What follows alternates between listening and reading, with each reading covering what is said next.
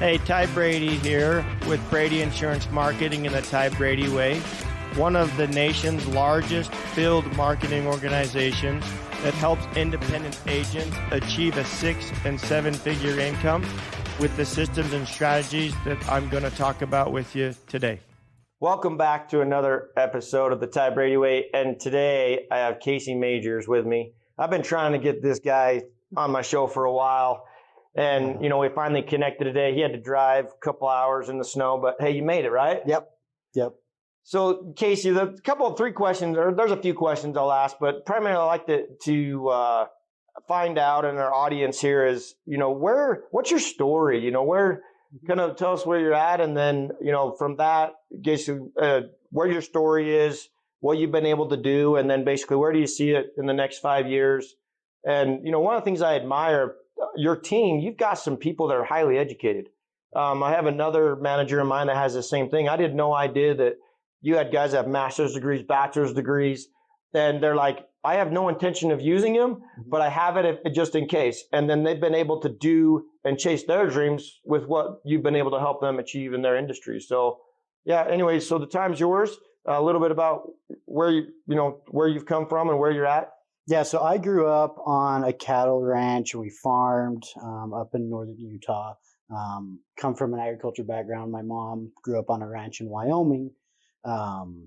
And yeah, I don't know how my parents did it, because most of the people my age that grew up in a similar situation want nothing to do with farming. But my parents got us where all of my siblings, I got 5 siblings, we all want to be involved in agriculture. And so I did that all growing up, served an LES mission to the Northwest, Washington, Idaho, Canada a little bit, and then came home and was like, hey, I want to provide the lifestyle that I grew up in. My parents, most of the land we ran, we leased, so there wasn't anything to inherit that way. So I was like, I'm going to have to buy something, and I started looking, hey, what are opportunities?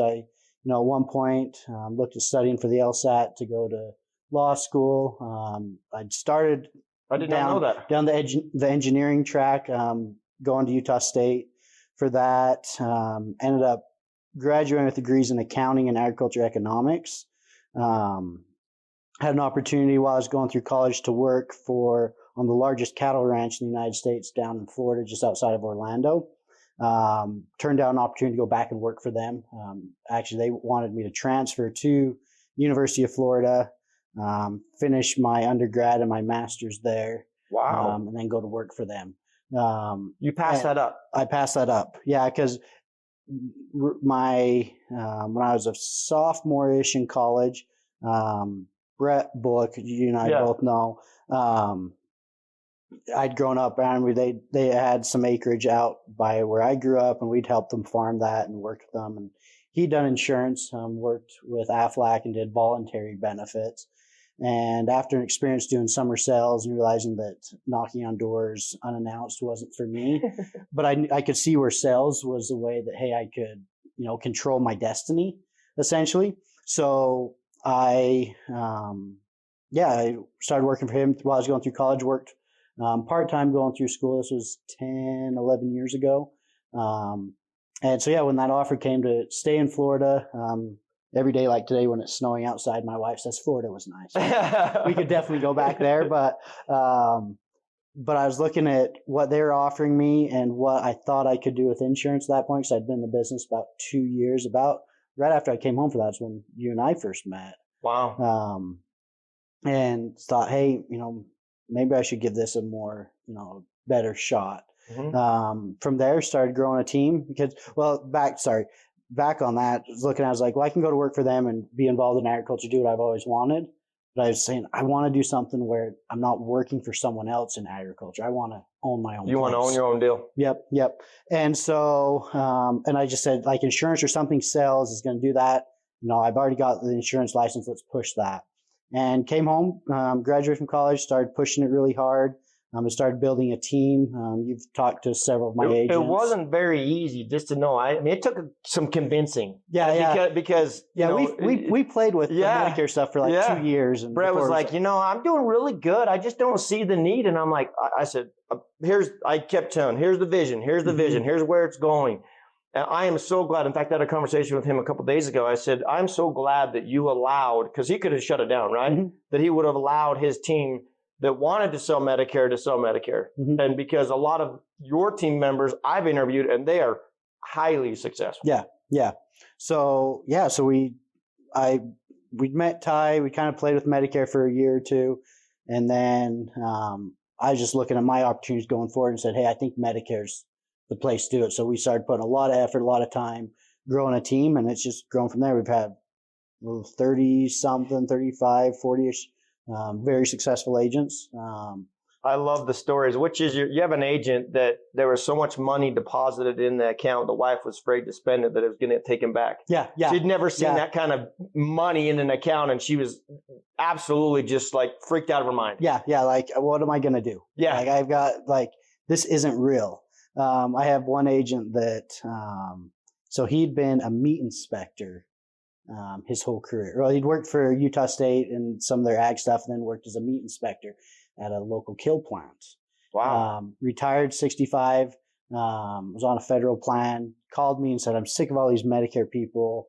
I was a good family friend growing up, and sat down with him and showed him, here's how it works and here's why people are contacting you. And by the time I was done, he was like, well, this was really it wasn't pushy. It wasn't, you really helped me understand what, how this Medicare worked. I think this is something I'm looking for something to do. He grew up on a ranch in Ely, Nevada, which if you don't know where that is go to the middle of nowhere and go 100 miles farther. There is nothing. He'd tell us stories about going out on sheep camps where they would be a 2 to 3 day horseback ride into where their vehicle was, which was then 100 miles to town. Oh my! In the middle of nowhere, Nevada. So he and I relate that way. Grew up riding horses and stuff. He's like, I've beat my body my whole life. I want to do something so that his wife doesn't, drive him crazy or, doesn't feel too much. I want something to do, but I can't necessarily do the physical stuff anymore. So he started working with us 3 years ago, and he set a goal. He said, I want to make $40,000 a year, because he told me the most he'd ever made working. Give me chills. $42,000 a year. He's like, I want to make $40,000. I want to make $4,000 a month. And this year with his AEP stuff, when he got his checks, I called him up and I was like, dude, how'd you like that check to hit your account? Because he was out in Wyoming. As an expansion market, we did really, really well out there. He did really well. Yeah. And I was like, how'd your wife like that? And he says, she just smiled. Well, you talk between about his checks, he got $30,000 in January. You're talking like Wyoming. Wyoming has been the land of the unknown, right? And I think when you started, there was 27 maybe contracted agents. When we first started with Wyoming, they told us we have 27 or 29 contracted United Healthcare agents in the state. Yeah. And if I was looking, I'm like, I know 7 or 8 of them. Yeah, I know who they are, or some of them were my agents. Exactly. And so it's like that has been the Wild West. That was my second leading state this year. Usually it's Utah, Oregon, Washington, Idaho, Colorado, kind of flips around, but my second leading state was Wyoming. Yeah, we did 600 apps in Wyoming. So where do you see this, in the next 5 years? Where do you want to take this, or what do you want to? We have goals. Like I say, my big goal originally was I wanted to raise my kids on a farm. At 28, I bought a pretty good sized chunk of land. It's pretty small. Oh, it's gorgeous. They're in Wyoming. I really like that. I took a tour of it. Yeah. It's a good place up there. We love it. We want to expand that. And I look at what Medicare can do, what the insurance industry can do to provide opportunities to where it's I literally, I thought someday I'd own something like the ranch I've got, but not before the age of 30. And now it's my wife and I, we've got goals. We raise cattle competitively. We were at the National Western Stock Shows last week with some cattle and did really well. And my wife's takeaway, she's like, hey, I want to raise one that wins that show. That's awesome. So it's but you look at it, it's you can do a lot of time, but the money and the, renewals this business generates, You're buying back your time. Yes. You're buying back your time. You literally are that free. But you have to pay the time first. That's true. Yes. That's the hardest part is people don't realize how many late nights, how many times on the road, away from our family, soccer games we've missed, birthdays, whatever. But now we're like, I haven't missed one in a long time. Yeah. But I worked my guts off to do that. Yeah. Yeah. And I'm almost to that point where it's like, I keep telling my wife, I'm like, just give me one more year to push it hard. And, but already it's like we have opportunities that we would have got nowhere else. I got friends that do real estate, and all different jobs. Like, oh, we make all this money. It's like, shoot, I make a pretty good check just getting up in the morning. And if I want to go sit in my tractor in Wyoming and farm land, I can connect to the Bluetooth speakers and you can call me and I can answer questions from agents and they won't know the better whether I'm on my car or in a tractor or doing whatever. And it's like, and it's mine. It's mine to keep. We do. You talk about spouses. We've got some amazing spouses. I think anybody that has a partner, you have to have that support. Yeah. And it is so crucial. So we started when I recruit people. Yeah. We've started to try and do more on interviewing their spouses, because the spouse will make or break the deal. One of the things we take a lot of pride in our agency in the fact that our retention is very good on agents. Oh yeah. And we rarely lose an agent. And the number one reason why we lose them is because of spouse. But we always say insurance sucks the first year. It sucks a little less second year. And by the third year, you won't be able to do anything else. That's right. And so that first year, my wife has been so supportive, especially when we're starting out. And I was, once to twice a month, I'm gone for a week somewhere. And, and now we're getting paid off for that. I'm able to stay home more and do more at home. Anything else you'd like to share with the audience today before we wrap this up and call it a day? I mean, this business has the way to achieve dreams. Like that's really the way I look at it now. My personal production is going down. I spend more time helping agents. And it's like, we have so many agents that are living their dream. I mean, we always joke when you talk to people like, hey, how's it going? Oh, I'm living the dream. Yeah. I'm like, really? Yeah. No, but like we have agents. I mean, you interviewed Charlie and it's like, Charlie, can do whatever he wants. That's right. Like he can, if he wants to make more money, he can go make more money. And we've got, Charlie, Lee, Jared, Mike, all these agents that, if we missed anybody, we're sorry, but there's a lot, all of them. Brad, Lyle, you got, all those guys. It's like, they are either on the pathway to the goals and the dreams they want, and a lot of them are there. And so it's like, I'm now in the business of helping people achieve their dreams. Yeah. No one ever. Oh, I love that. No one ever wakes up, hey, I'm going to be an insurance agent when I grow up. Unless their parents and grandparents are.